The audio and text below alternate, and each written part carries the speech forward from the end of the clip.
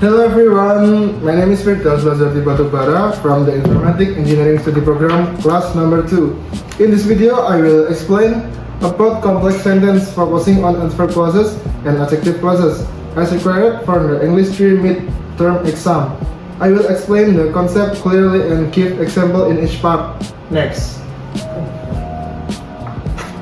Part A, adverb clauses. What is an adverb clauses? First, I will explain what an adverb clause is.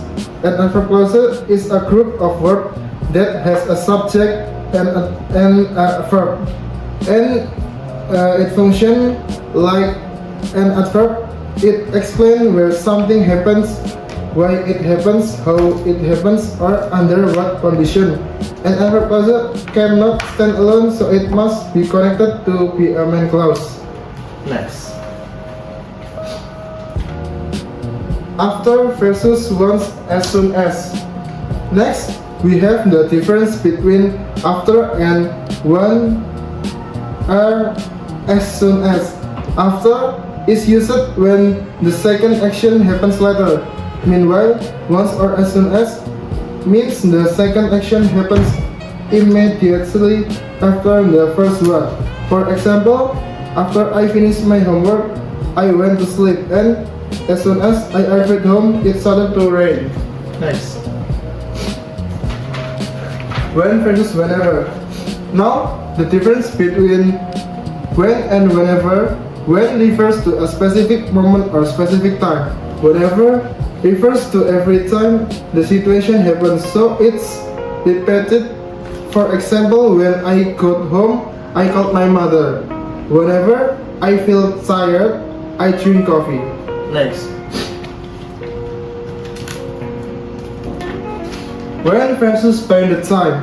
Next, the difference between when and by the time. When describe the moment something happens. By the time means the other action had already happened earlier or was complete before. For example, when the movie starts, please be quiet. By the time I arrived, the class had finished. Next. Because versus know that. Difference between because and know that. Because explain a general reason. Now that explain a reason caused by a new situation or change. For example, I stayed home because it was raining. Now that I have a car, I can go to campus easily. Next. Even though versus even if. Difference between even though and even if. Even though is used for a fact that is true. Even if is used for a possibility that may or may not happen. For example, even though it was raining, we played outside. I will go to the concert even if it rains. Next. Part B, adjective clauses. What is an adjective clause? Now we move to part B, adjective clauses. An adjective clause is a group of words that describe a noun. It has a subject and a verb, and it provides extra information about a person, place, thing, or idea. Adjective clauses usually begin with a relative pronoun or relative adverb. Next. Relative pronouns. There are the function of relative pronouns. Who is used for people as the subject. Whom is used for people as the object. Which is used for things or animal. That is used for people, animal, or things. Whose show possession. Here are examples.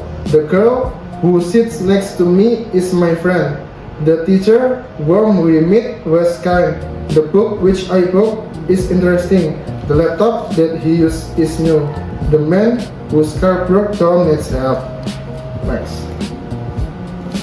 Relative adverbs. Relative adverbs show place, time, or reason. Where refers to a place. When refers to a time. Why refers to a reason. Example: this is the cafe where we first meet. 2010 was the year when I moved to Yogyakarta. I don't know the reason why he left early. Next. essential versus non-essential clauses. Next, the difference between essential and non-essential clauses. And essential clauses give important information that identifies the noun. It cannot be removed and does not use commas. Example, the student who studies hard will pass the test. The car that he drives is very fast. Non-essential clauses gives extra information that is not necessary for identification. It can be removed and use commas. Example, my brother who lives in Jakarta is visiting me today. This laptop which I broke last year still works well. Next. That is all for my explanation about adverb clauses and adjective clauses. Thank you for watching and I hope this explanation is clear and helpful. Thank you very much.